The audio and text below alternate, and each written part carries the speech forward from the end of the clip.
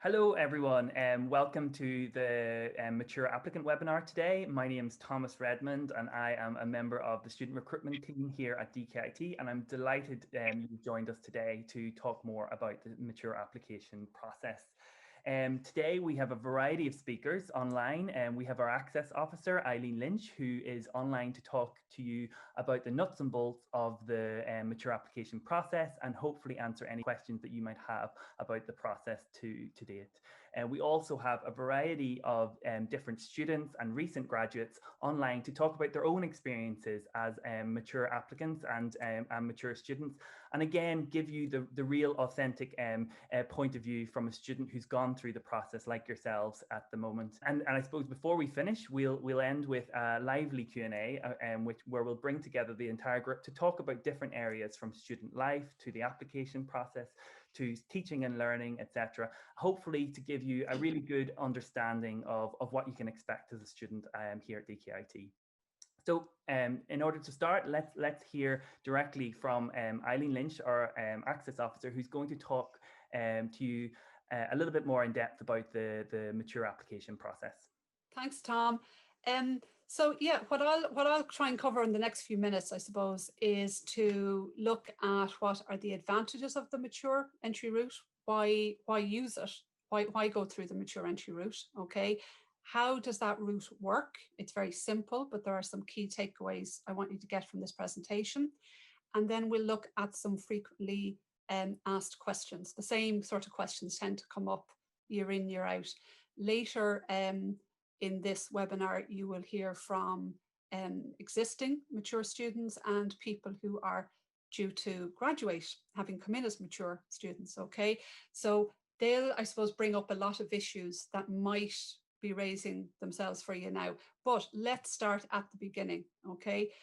Who is a mature student? What is the definition of a mature student? Okay, it's a national definition, so it's the same regardless of which college you're applying for, but just to say it is a national definition and we're bound by it. Okay, so a mature applicant is anyone who is 23 years of age or over from 1st of January, the year they apply to college.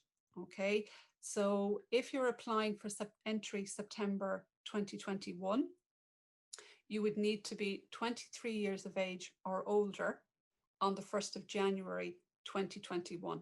Okay, there's always some unfortunate person who's 23 on the 2nd of January, but I'm afraid it's a national definition. So it has to be, you have to be 23 or older on the 1st of January 2021. Okay, so if you meet the age criteria, you are entitled to apply through the mature entry route. Okay, what are the advantages of applying through the mature entry route? There's three main ones. Okay, so the first one, and maybe the one you're most familiar with, is that you're taken out of the point system.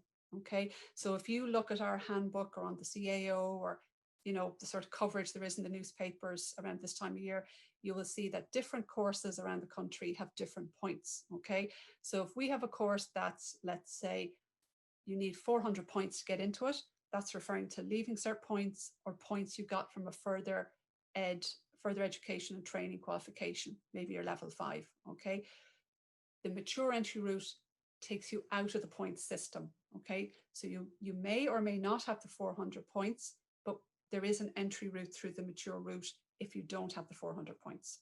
Okay, so that's the first thing, you're taken out of the point system. The second key advantage is that we reserve a minimum of 20% of places on every program for mature applicants. So before anyone else is considered, okay, leaving cert, further ed, international, whatever, 20% of places on every program are ring fenced for mature applicants. Now, that doesn't mean if you have a leaving cert or a further ed qualification that you can't compete for the remaining 80% of places. Of course you can, but it means that you get first dibs, let's say, okay, those 20% are reserved for you. It's important to say that on the majority of our programs, that 20% is a minimum, and there's actually no limit in a practical sense, okay? So for most of our programs, if you're ready and prepared and able for the program, you get your offer, okay? There are a couple of high high demand programs, very few, where the 20% is also the maximum quota. Okay, and I'll talk to you about them as we go through this presentation. The third advantage is, and I suppose it's more minor compared to the first two advantages. The third advantage is that you get your offer quite early. You'll get your offer usually in June, all right? Whereas, as you know, the further ed, people are later again, and the Leaving Certs don't get their offer until August. So three advantages: you're taken out of the point system, you have first dibs of 20% of the places, and you get your offer early, which can be great for planning, okay, for accommodation or for arranging childcare, whatever needs to be arranged, okay? So those are the advantages. Now, how do you apply, right? So I'm going to take you through, I suppose, the key points here. But what I would like you to do after this presentation or after this webinar is to go onto our website, where you'll see all the information there in greater detail. Okay, there is a lot of detail. So the relevant section of our website is dkit.ie/mature. Okay, so our website, dkit.ie/mature. Now, I'm going to walk you through the process. And as I said, later on, we'll have the opportunity for some questions, and we'll answer any questions that are still outstanding for people. Okay, so I suppose the first thing people would ask me is, how do I apply? How does that practically work? Do I have to apply to the CAO? And the answer is yes, you must apply to the CAO. Okay, and you must apply by the 1st of February deadline, and that's to maximize your chances. Okay, now, when you apply to the CAO, you have 10 days after you apply to send your documentation. I'll talk you through that in a couple of minutes, okay? But your mature application is made up of your CAO application. You fill out the relevant sections on the online form, but you're also submitting documentation to CAO to support that application, okay? Very important that every piece of paper you post to CAO, that it's not original. They won't return any documentation. Okay, so don't send in originals. Don't send your one and only copy of your Leaving Cert results. Okay, you won't get it back. And the other thing is, and this is a very practical thing, there's a heck of a lot of posts coming into the CAO. There are, tens of thousands of applications.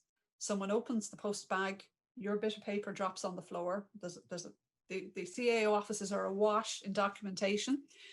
Make sure that your CAO number is written on every piece of paper you send in to the CAO, okay? So once you apply online, you will get your CAO numbers automatically generated. So for entry 2021, that number will start with 21.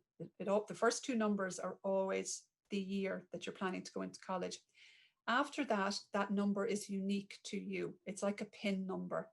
Okay, so you put that number on every piece of documentation that you're going to post to CAO. You write it clearly on it. If in doubt, they won't put it with your application.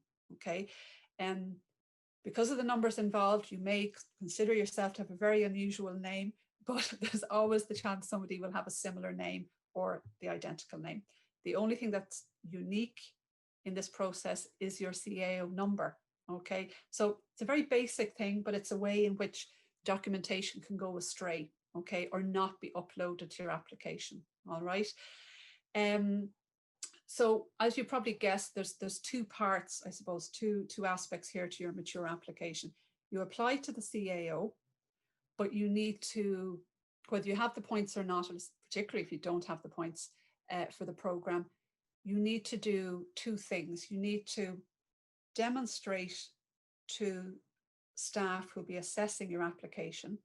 They would be people who lecture, academic staff on the program. You need to demonstrate to them that you are ready, prepared, and suitably already qualified to be made an offer for that program. Okay, so you have to show them, to summarize, that you're ready and able.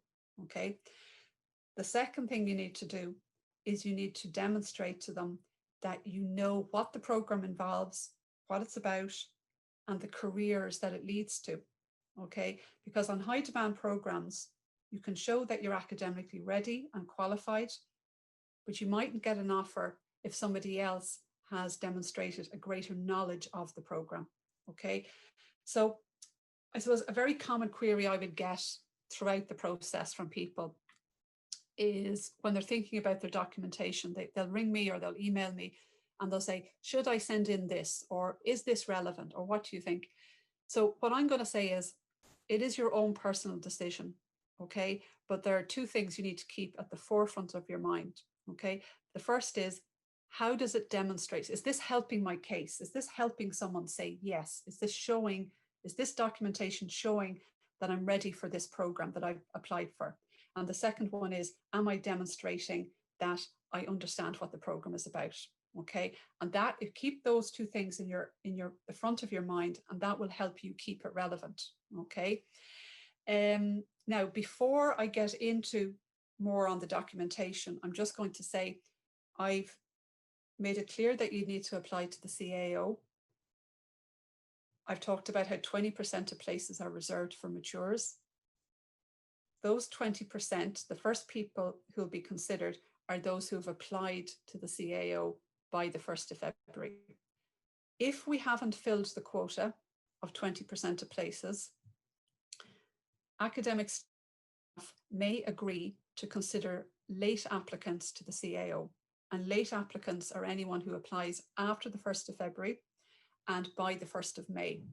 But what I'm saying is that you're looking for places there that are left, and we may have filled the quota for high demand programs like social care, vet nursing, possibly early childhood study, possibly health and physical activity. These sort of programs, we will fill those places with 1st of February mature applicants. Okay, that 20% quota, we have no problem filling it with people, mature applicants who apply by the 1st of February. So we're having this discussion now, we're having this presentation in November.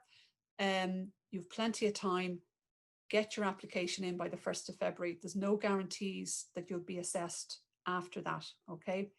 Having said that, on most of our programs, we will consider late applicants, but remember that already a lot of the quota will have been filled, okay? So I can't stress enough, you apply by the 1st of February, all right?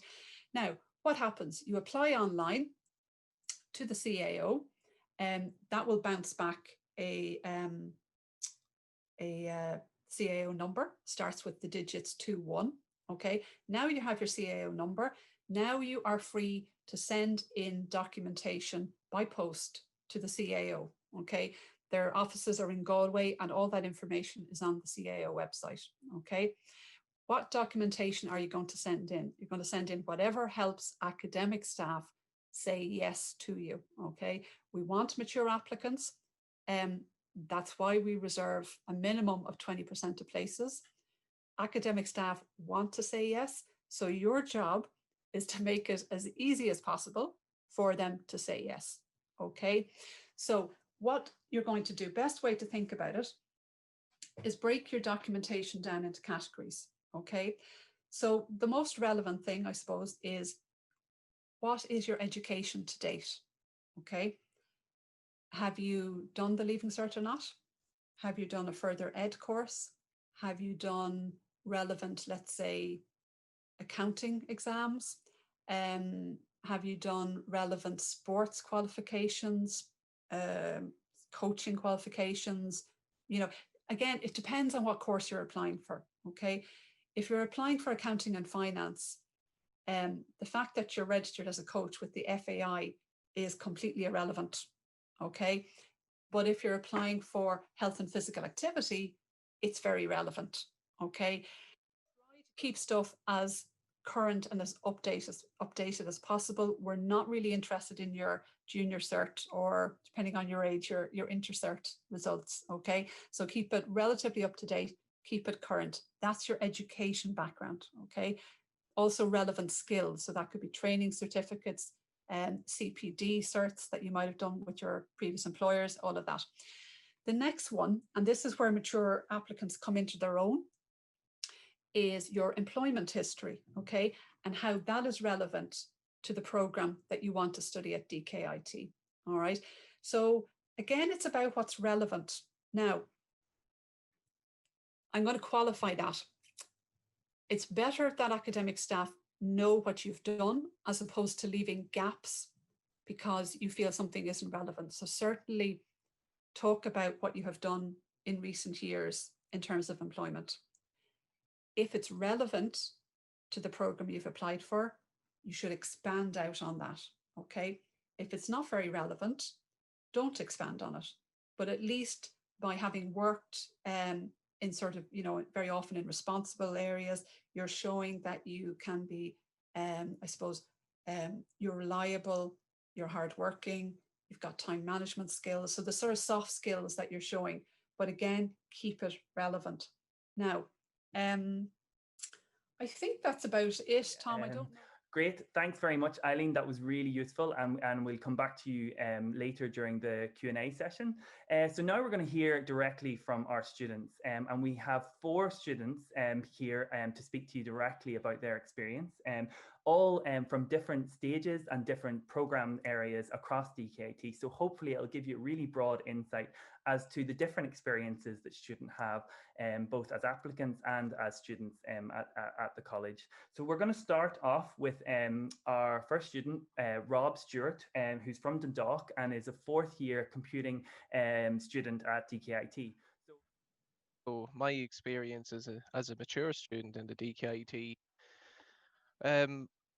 first thing I would say is be confident in yourself when you go in. I know when I first considered it, I was very much off the idea of applying, but as I got older and spoke to peers, I realized that it was a better idea. And I come from a background in retail and working with the public that doesn't exactly have the greatest job security unless you climb the ladder. So one of my main reasons coming to college was to pursue a career with good job security, with good payment, so I don't have to worry too much about my finances. One of the mentalities I kind of went in with as a mature student was that I'm older than everyone around here, and I was expecting a disconnect and to sort of distance myself from the younger crowd that just came out of school. But when I finally got in the door and got grounded into place, I found out that that's not the case at all, and it's actually not a good mindset to go in with. You should be very open and talk and communicate with all of your peers, because they might only be out of school, but they've already hit a peak of maturity that just wasn't there when I was still in school, for talk's sake, or probably for any of you when you were still in school. And to make friends, make friends with all of them. From the academic standpoint, bit difficult readjusting to the idea of doing after hours work. It was new. I spent a lot of time having a schedule, and once the schedule ended, that was my day over. I could do whatever I wanted. College is not like that. You do need to study in the evenings. You don't need to excessively study, which I think is probably one of the drawbacks of mature students. We feel like we have to study a lot, and we tend to go more at it than the people around you, because while I say they're more mature, they are still growing, and there's a social life that they have to take care of as well.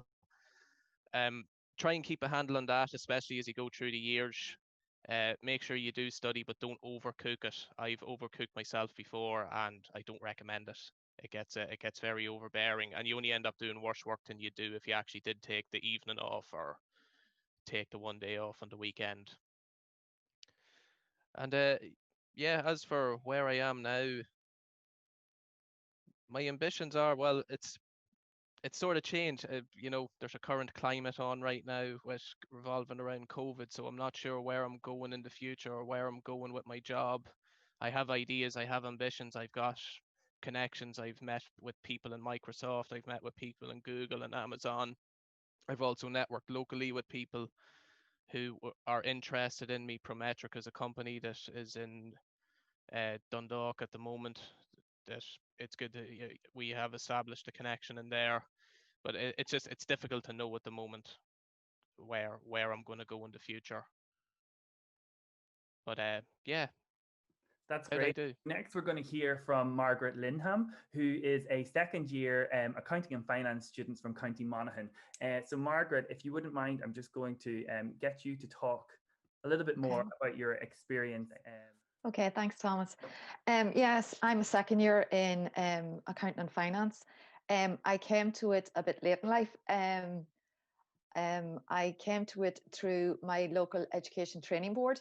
I finished working in the family business after 20 years, and I was a bit of a loose end. So I done night courses and evening courses, part-time courses with them. And through one of the modules, I fell in love with bookkeeping and accountancy. So I went to the career guidance service that they have, and they had a good talk what I wanted to do, and I said I'd like to go further with this. And they advised me that I could go to do the accounting and finance in Dundalk, or I could try and get into the accounts technician route. So I came home because I'm married, and we had to discuss what way I would do like full time. And the husband said, go for it if you want to. You have the time, so go. So I went back to the career guidance, and they brilliantly helped me fill in my CAO form.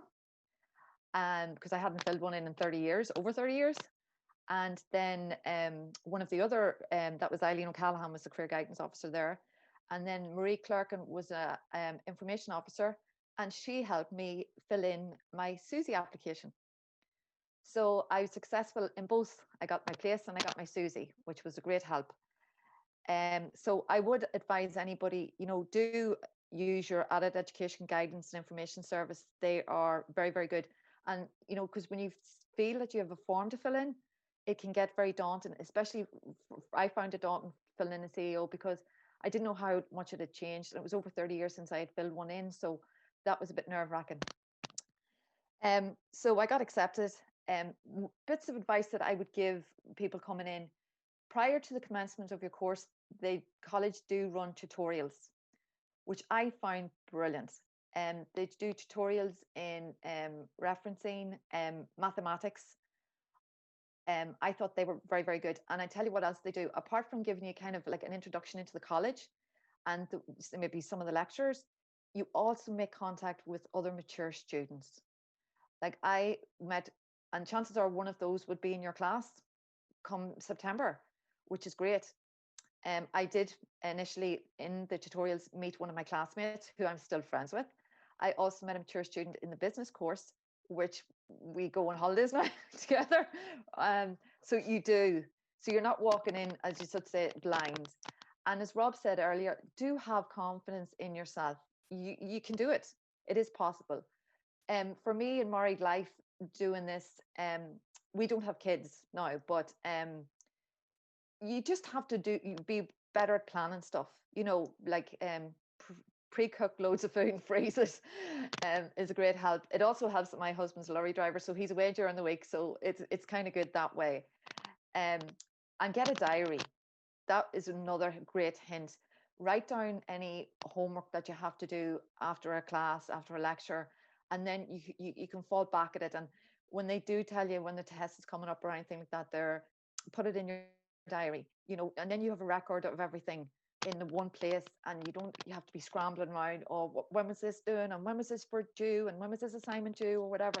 So that's what I find really, really good.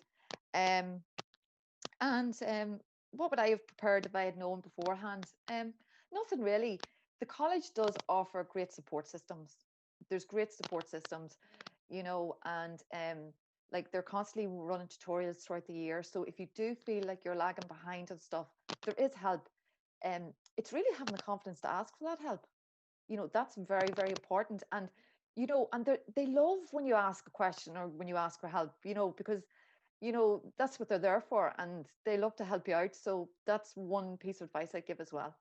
So that's it. That's great. Thanks very much, Margaret. That was great. And there's some areas there that we'll definitely talk about in our Q&A, particularly around the supports and having the confidence to maybe ask questions. So that's really good advice. Thanks very much. So next, we're going to speak directly to Judy Sauman, who's our only graduate on the line today. So Judy has just finished her BA Honours in Accounting and Finance, and Judy is from just outside Newry in County Down. So well, thanks very much, Tom, for inviting me to come talk. I wanted to share my story with you because I feel like Doing my degree at DkIT was one of the best decisions I've ever made in my life. First of all, I'll tell you a little bit about myself and the reasons I applied to start my degree at DkIT, as well as the application process I went through. And then I'll tell you a little bit about my experience at DkIT. So I have recently completed my BA Honours in Accounting and Finance, which I achieved a first-class honours degree.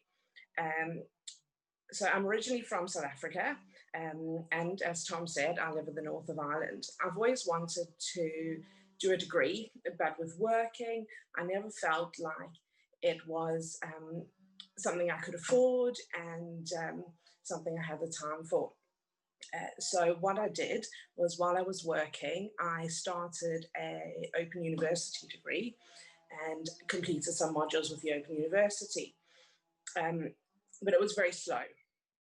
So I moved over to Northern Ireland, and I found out that I could potentially start a degree in the south of Ireland at DkIT, which was something I didn't know before. Shortly after my daughter was born in 2015, I attended the open day in November, and I started talking to Shane Hill, the head of department. Shane was very welcoming, and he advised me to apply for the BA Honours in Accounting and Finance, as well as the Level 7 BB Business, because if I didn't get into my first choice course, I could then move across to the Accounting and Finance degree if I achieved over 70% in the first year. So that's what I did. Come January 2017, I applied for the two courses, the Level 8 and the Level 7, through the CAO. And I used my Open University modules to get onto the course, because my high school diploma wasn't very good. I was terrible at maths, and you know, I wouldn't have been able to get into the course using that. I was very impressed with DkIT throughout my whole experience, because everybody was so helpful and so welcoming. Fast forward to September 2017, I started my degree at DkIT, and I decided to make the most of my time. So when the Sports and Societies sign-up day came along, I signed up to the Mature Student Society, as well as the Ladies Rugby Club, because I'm South African after all. I found that joining the Sports and Societies was a great way to connect with people from outside of my course. You know, I was playing rugby with girls of 18 and 19 years old, and everyone was so friendly, and I was quite nervous to sort of go in there and get stuck in and get muddy, but it was a great experience. I then decided to concentrate on the Mature Student Society in my second and third years. The Mature Student Society was great because we were able to connect again with people from other courses. Sometimes as a mature student, it can be lonely, because there might not be many mature students in your particular course. So that was a great way for me to make friends outside of my course. It's mainly a social club. So we did things like have coffee mornings in the different buildings, in the nurses building and in the Carol's building. We went for Christmas dinners and end of year dinners. It was really lovely. It really added to my college experience. With regards to the lecturers are lovely as well. They welcome any questions and any support from you, like any support that they can give you. they will give you. You never feel like you're taking up their time. After having quite a good relationship with the lecturers, I was asked to be a student ambassador. So I was a student ambassador helping incoming first year students for my second and third year. That was also a good experience because that helped me to be more confident and to talk in front of a group of students and also to share my experience with them. I was elected to be on the student council as a class rep as well for my class.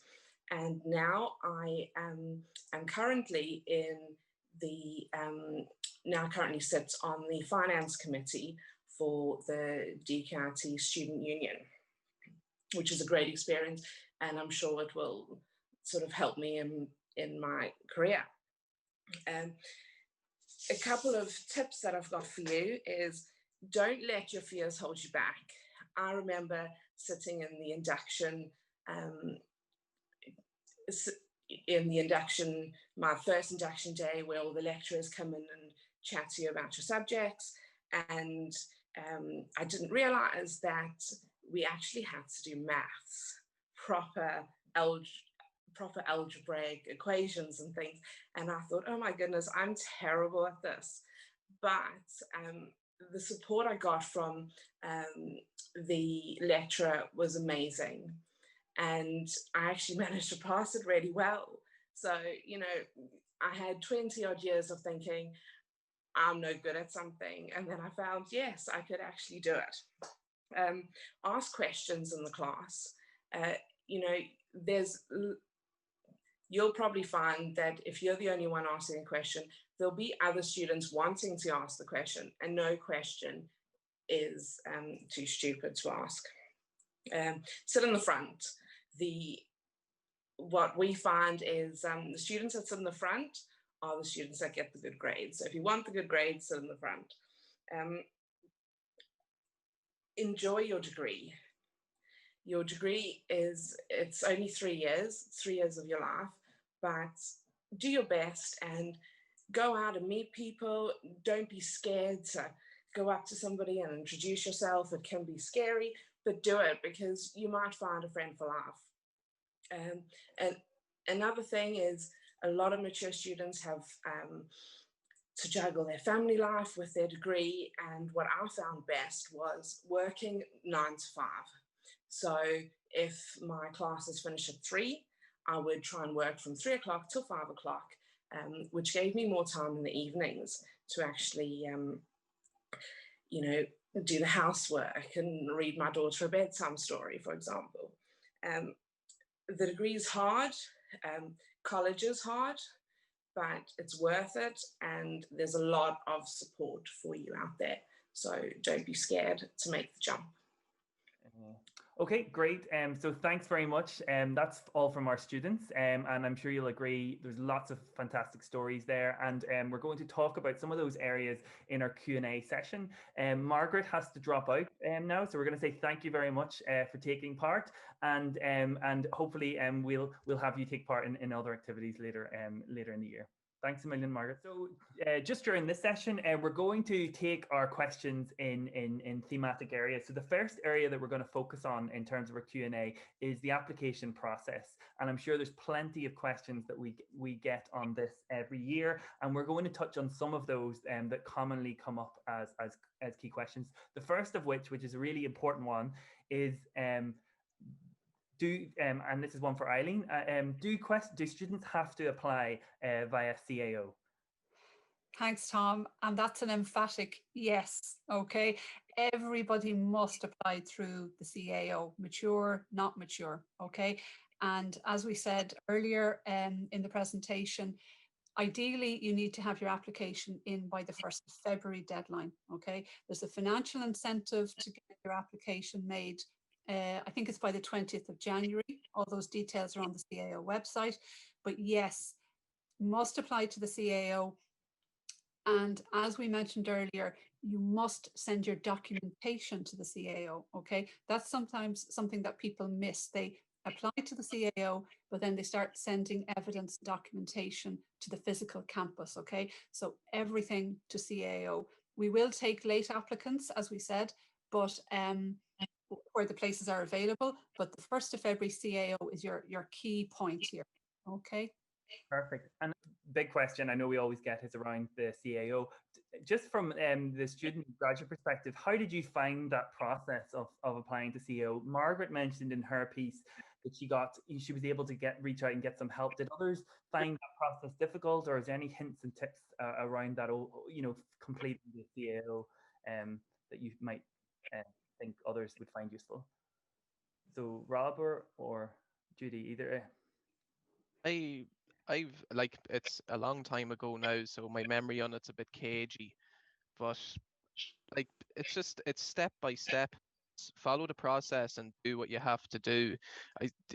For me, the anxiety came from whether I got accepted onto the course I wanted or not. That's where I felt pressure from. But doing the actual CAO, like, I figure if I don't remember a lot of it, it wasn't a big stress. Yeah. But just do it on time and just take it step by step. Great. And you'll get it. Like, here I am. I'm living proof of that. I think what Rob has said there is key, and it applies to the process itself as well as how you apply to the CAO. You take it one step at a time. How do you eat an elephant? One bite at a time, okay? The CAO every year has tens of thousands of people applying to it, and it's been tweaked within an inch of its life to be as straightforward and as clear as possible.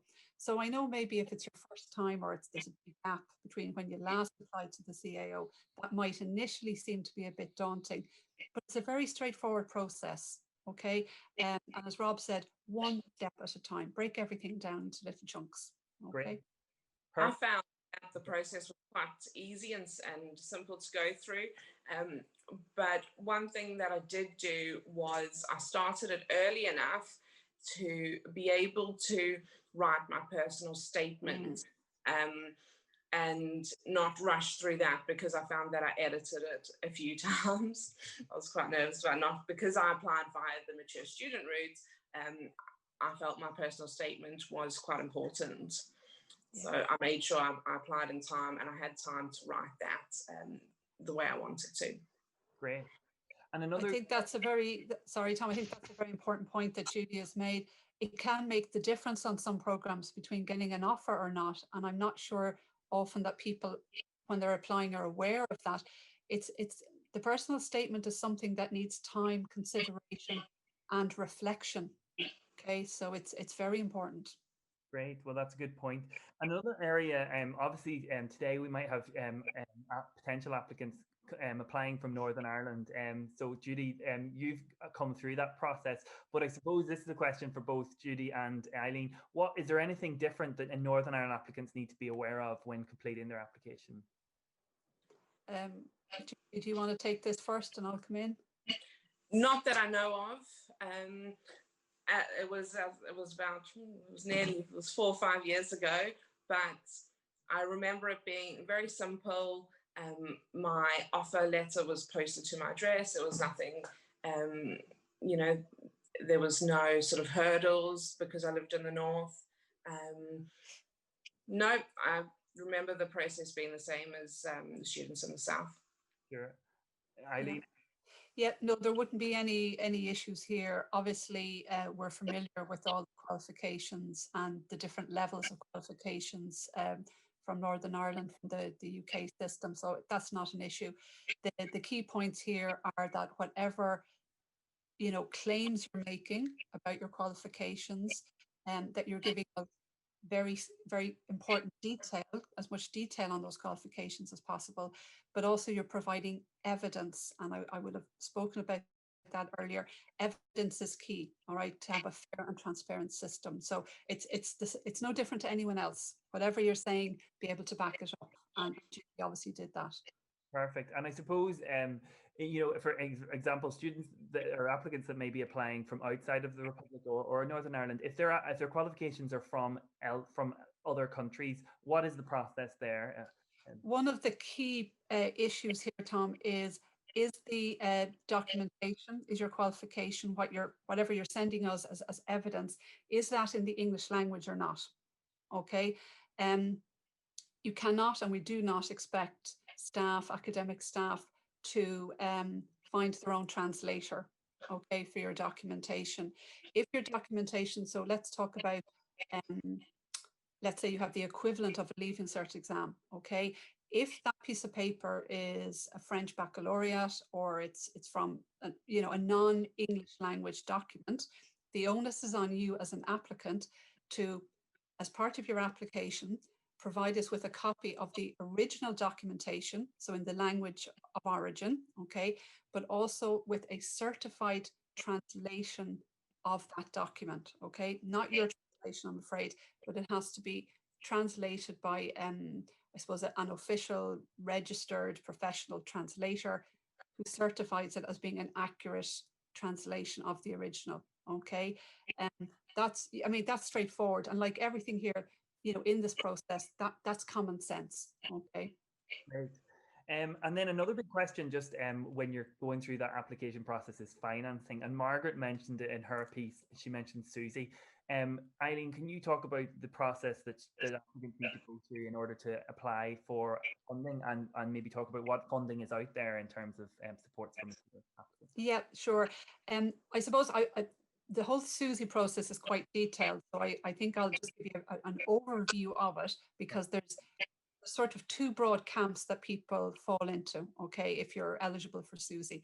So Susie will either pay your tuition fees and a maintenance grant, or it will just pay your tuition fees, okay? That is the case for most of our mature students.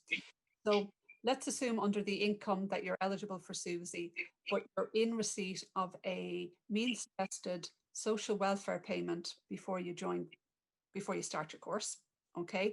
In that case, you would contact the Department of Social Protection, and you would get your social welfare payment,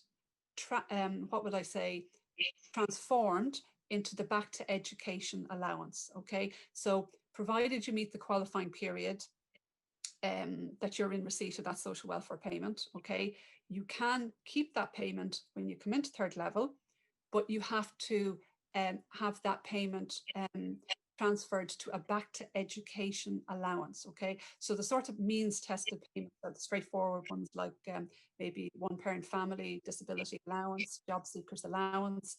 And a lot of our mature students, and particularly, I suppose, we're now talking, late 2020, a lot of people lost their jobs, unfortunately, with the pandemic. If you're in receipt of a social welfare payment, you should be able to keep it.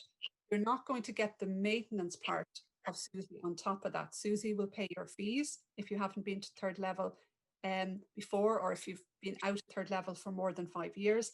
So you would have Susie paying your fees, and you still have your social welfare payment, just has a different name, okay? If you're not in receipt of a social welfare payment, let's say you're living at home or you've been working, Susie will means test your income for the last full tax year. So for people starting college in September 2021, it would go on your tax year, your income for 2020, okay? So if you haven't been to college before, or you haven't been in the last 5 years, again, Susie will pay your tuition fees, but the maintenance bit will depend on your financial means, okay, for 2020. So it's not complicated. It's just that you need to provide them with the evidence of your income for 2020, okay? Sure. And I suppose a lot of that information is available on the Susie website as well. Yeah, it's very straightforward. It's designed like the CAO website. You'll decide what category you're in, looking at the information on their website, and then it will talk you through what you'll need to provide with that. Again, I would say to people that if you're on a social welfare payment and you're hoping to keep that, to translate that into the Back to Education allowance, okay, you do need to get permission for that. That's not a choice, unfortunately, that you can make yourself. You need to get permission from your local social welfare office. You would tell them what you're planning to do, what your plans are, and you would need their permission to transform your social welfare payment into the back to education allowance. Okay. And the sooner you do that, the better. You can't start college and then ask their permission. Okay. Important. Great. And then another question that we get often from mature applicants is, do they need to go through an interview process? Right. For most programs, no, we've got rid of the interviews. So for social care and vet nursing, they're still holding interviews. And that really, there's two reasons for that. Number one, they still believe very much, the academic staff on those programs, that it's important that the person is a good fit. Okay, over and above the qualifications and a good personal statement. And their belief is that the interview is the best way to do that. The second reason that they've kept the interview for social care level 8 and vet nursing level 7 is both these programs are very, very high demand. Okay, so we're going to shortlist people based on their CAO application, and from that shortlist, people will be interviewed, and then the final cohort are picked from those interviews. So I suppose it's giving people as much opportunity as possible to put their best foot forward. Now, that's social care level 8 and vet nursing level 7. There's a number of other programs. And again, all this information is on our website, dkit.ie/mature. Okay, it's all there. But there's a number of other programs like musical theatre, like the BA in music, where there is an audition. Okay, so they have a separate process, it's sort of CAO plus the X Factor audition. Okay, it is literally an audition. So they will contact you and talk to you about how that, I mean, that makes sense. Okay, they're not going to take someone on onto music or musical theatre program without an audition, and that shouldn't phase you or freak you out. Okay, because that's what you're going to be doing for the years you're with us. One other program, Tom, is community youth work. Okay, again, do an interview there for the same reasons we would interview for social care, but community youth work, the academic staff interview everybody, mature and not mature. So, so again, it's trying to find the people who are the best fit for those programs. But we'll take you through that as the process goes on. In the last year intake, we obviously didn't hold face-to-face interviews because of the pandemic. They were held online. But the value of the interview for those programs remains. Perfect. That's great. And then I suppose just you talked about some high demand courses there. Does that, another question we often get is, are there limitations on those on certain courses at DkIT in terms of acceptances or availability for mature applicants? So this goes back to, I suppose, what are the advantages of going through the mature route? What's the point of it? Okay. So as I said earlier, we are incentivized, all third level colleges, the Higher Education Authority, government policy is to increase the numbers of mature students on programs. Okay, so we want mature students. On most of our programs, there isn't an upper limit. Okay, if you're ready and able and prepared for the program, you will get your offer. Now, across all programs, there is a minimum quota reserved for mature applicants, and that's 20% of places on every program. Okay, but as I said, that minimum of 20% is just a minimum, and we go way over it on a lot of programs. Okay, however, on high demand programs, that is the limit. Okay, the minimum is also the maximum. So for social care, 20% of places are reserved. For vet nursing, 20% of places are reserved. Not to complicate matters, but just to say to people, if you have a leaving cert and you have a further, an FET, a further ed qualification, okay, going through the mature route doesn't cut you out of those other routes, okay? So the 20% of places that are reserved for matures are ring fenced before anyone else is considered, okay? So that's your first chance, right? And then there's the 80% of places that are left. And if you are mature and you also have an FET qualification and or you also have a leaving cert, you're still in the mix, you're still in consideration for those 80% of places, okay? So there's an advantage to the mature route in terms of that quota. Perfect. That's great. Brilliant. Thanks very much. So there's lots of questions there. I suppose the next area we're going to focus on, which is probably more in relation to the student experience and recent graduates. So we're going to talk about student life, and particularly starting off that transition from in going back to education. So maybe Rob, could you talk us through how you found that first few weeks of starting college, and was there anything that you know, with hindsight, would have changed, or is there anything that you think people should be aware of that can maybe help and may ease that process of transition? I found it quite easy because I got to know people when I came in the first. Like, I can't help myself. I'm a talker, so I'll talk to anyone. You know, I'll talk to the door if there's no one else in the room. So that helps make it easy. Being social certainly helps make the transition very easy. And talk to your lecturers as well. It was mentioned earlier that the lecturers are very friendly. They are very friendly. They're very much like people, like all the rest of us. So it's good to have a good social standing with them as well as a professional standing. Like, don't blur the line between a student and a lecturer. At the end of the day, they're the professional and you're the you're the trainee. Sure. But yeah, you know, that's mainly what helped me transition in. You know, maybe like what would I would have liked to have known? What would I do in hindsight? I probably I let myself go into a sort of a false sense of security when I first got here, and that it's fine, everything's grand, we'll manage and we'll get by being a little bit, I suppose, for lack of a better term, laxy daisy. Um, don't do that in the first few weeks.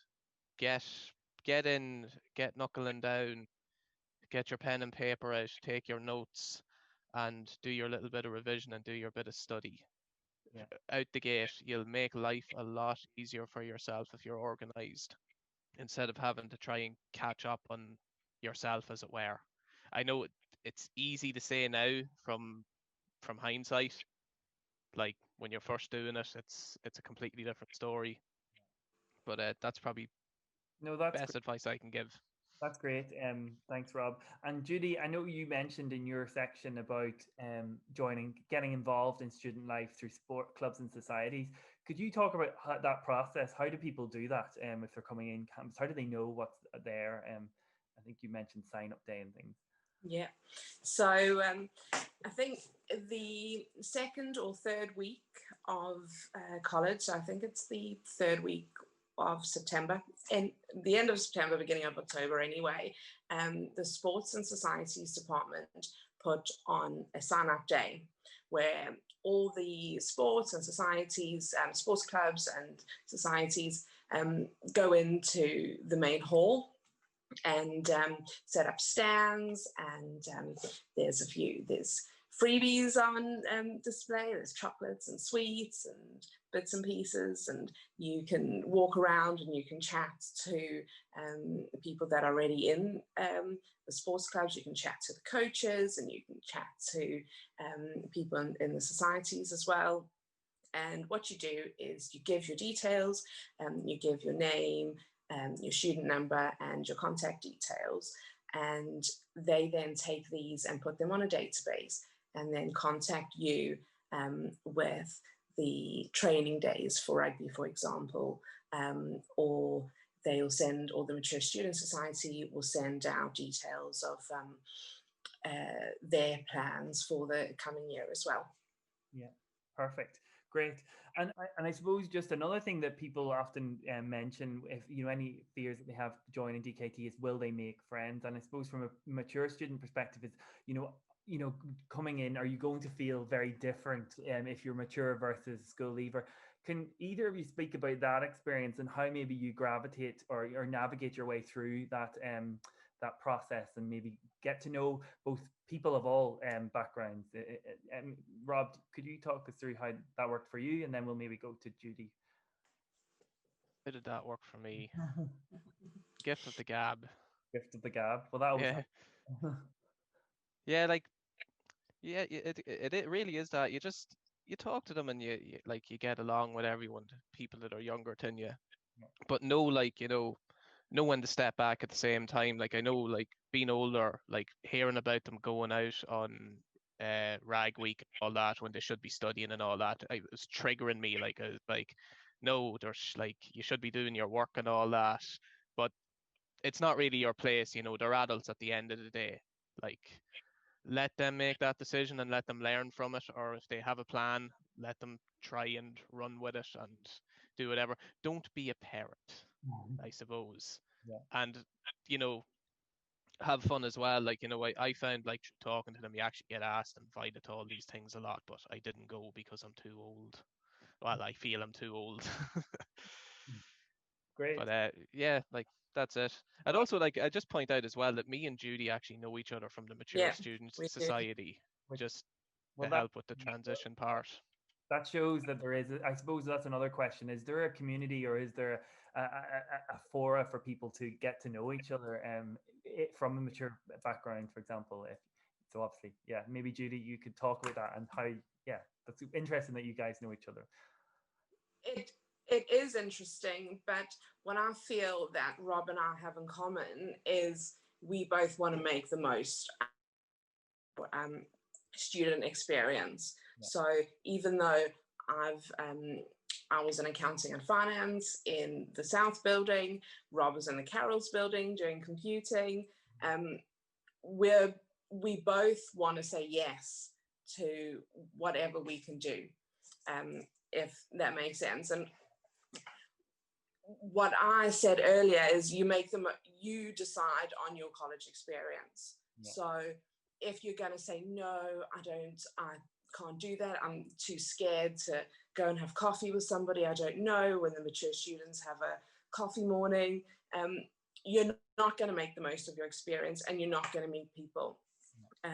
If you're going to look at the younger people in the class and discount them straight off the bat, again, those younger people have different life experiences, and a lot of the time I found that they are quite mature actually, and they do have a lot to give, especially when you work in teams. And I've actually come out of college with friends that are younger and that have contributed to our groups, because we've got a lot of group work. And yes, you know, there are the students that go out all the time. There are people that you're not going to click with. But what I'm saying is don't discount people based on their age, because there's lots of great people out there.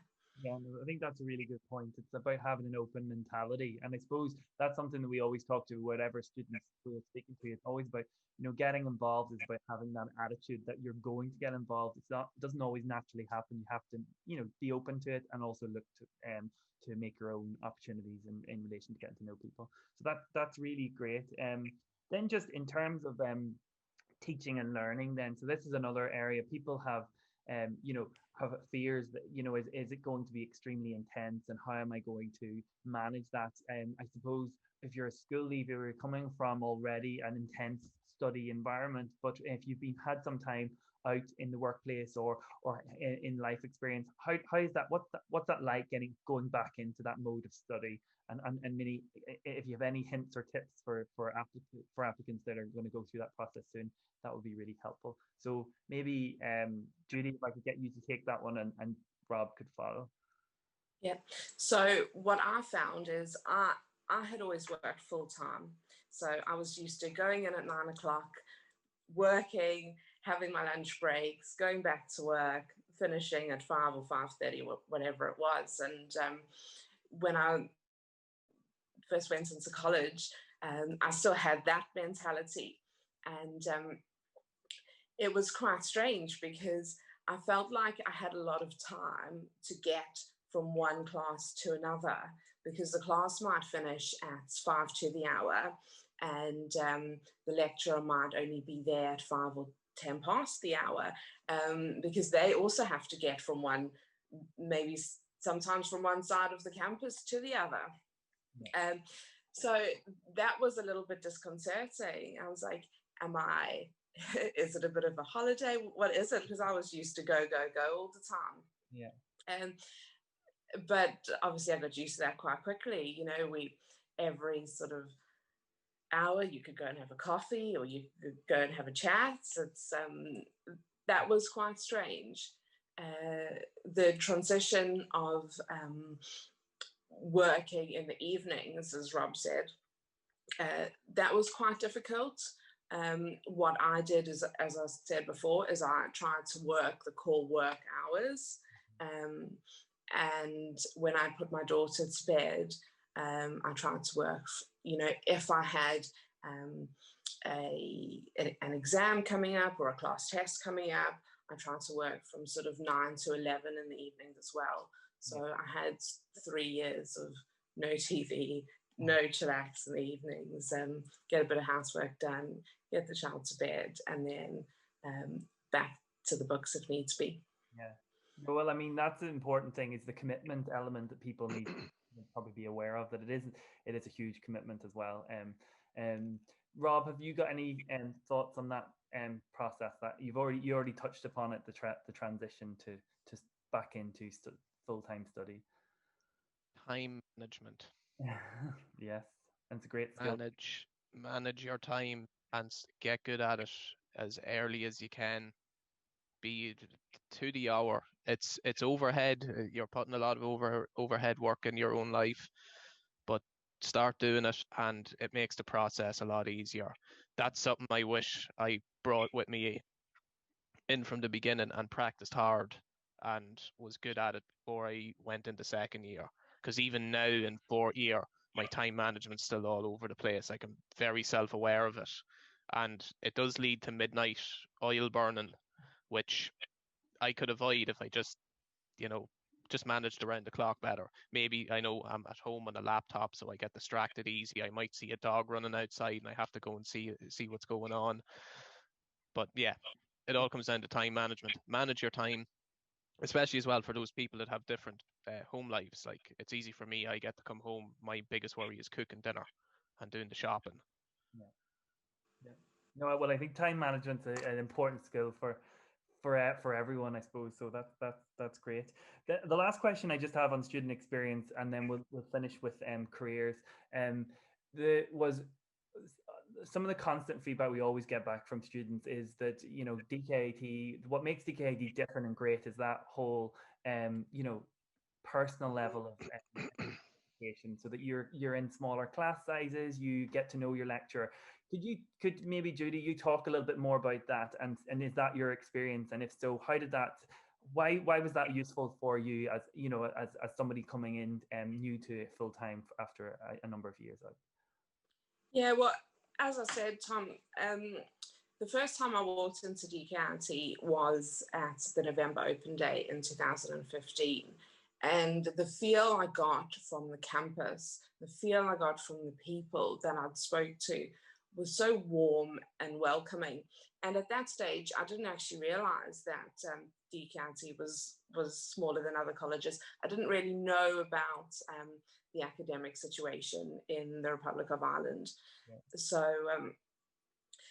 that wasn't a deciding factor, but the feeling of the campus at DkIT was a deciding factor for me. I felt like I wasn't putting anyone out by being there. Yeah. And with regards to the smaller class sizes and the lecturers, well, yeah, I mean, the lecturers are there. I mean, I think in our class there was I think we started at 70 and we ended at 50 or 60 odd. So there were a couple of people that decided not to continue. Lecturers always want you to ask questions. They're happy to be there to answer your questions, no matter how small or silly you think your questions are. You can go up to the lecturer at the end of the lecture and you can ask him something or ask her something. You can also email them and meet them at a later stage when they're not busy. I would assume in bigger campuses that might not be an option.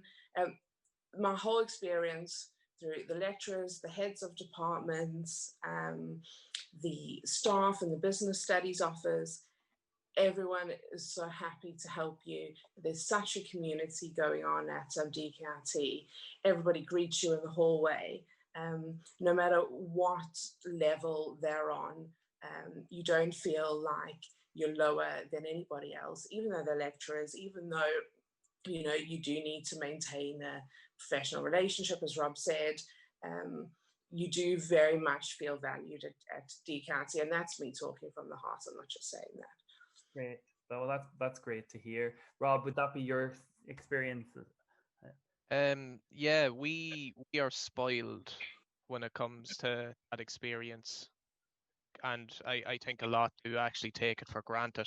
Because even speaking to Erasmus students throughout the years that come in from huge colleges over Europe, where each lecture hall might hold between 200 and 300 students, there is a disconnect between the students and the lecturers. It's very clear cut, professional student.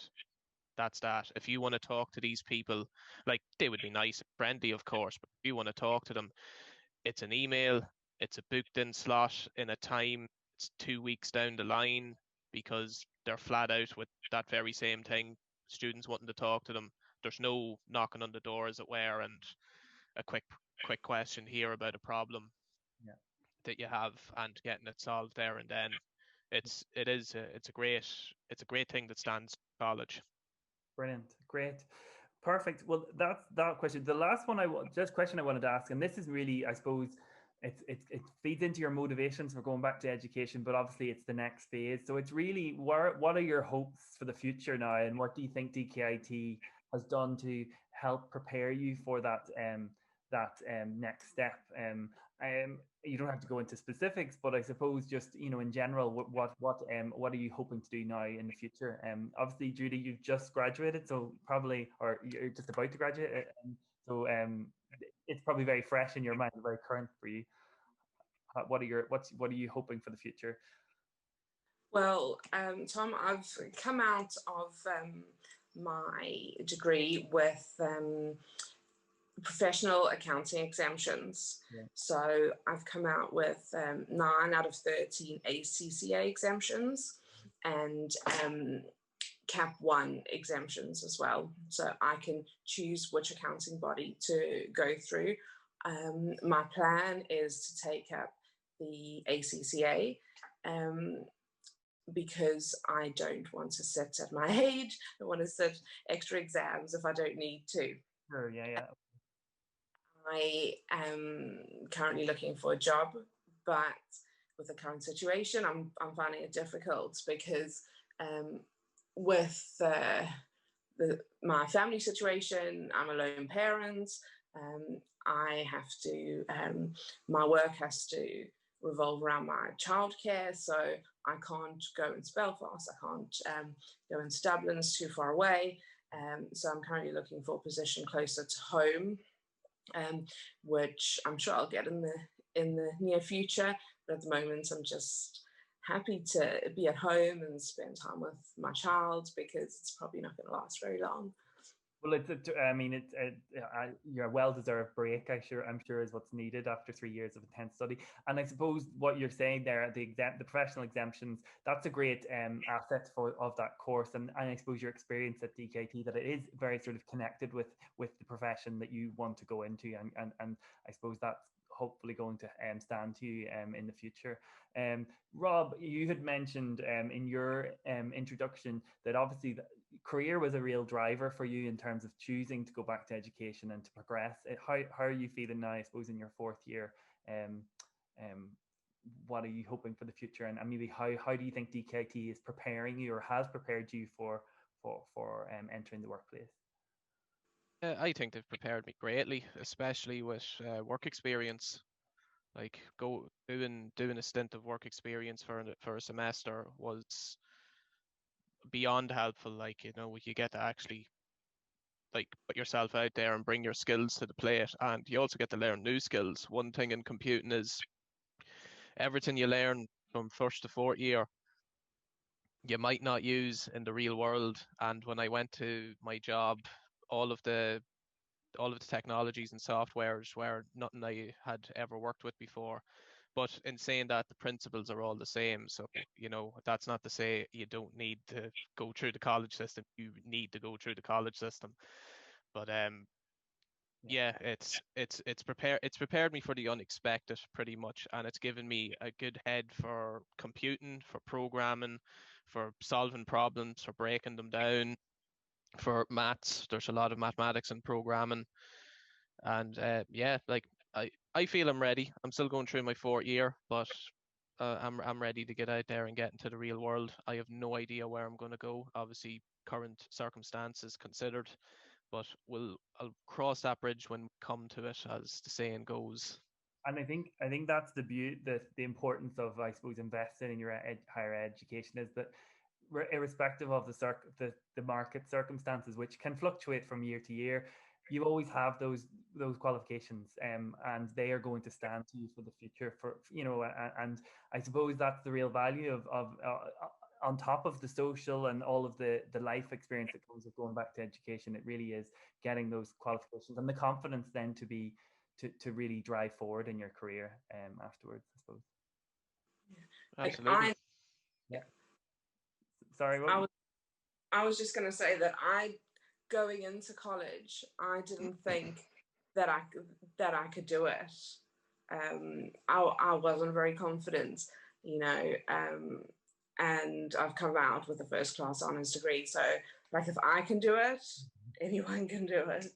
Well, that is a great message. I mean, it just shows you, I suppose, how you can't, if you say you didn't have the confidence and you came out top of your class, probably, high, top rating in your class anyway, and which is fantastic. It just shows you that with time and investment, that's what's possible. So it's great. So I suppose that brings us to the end of our session today. I can't thank our speakers enough today. I think you've given a really broad insight to what it is going to be like if you choose DkIT to study here, and also hopefully we've answered some of the key questions around the application process.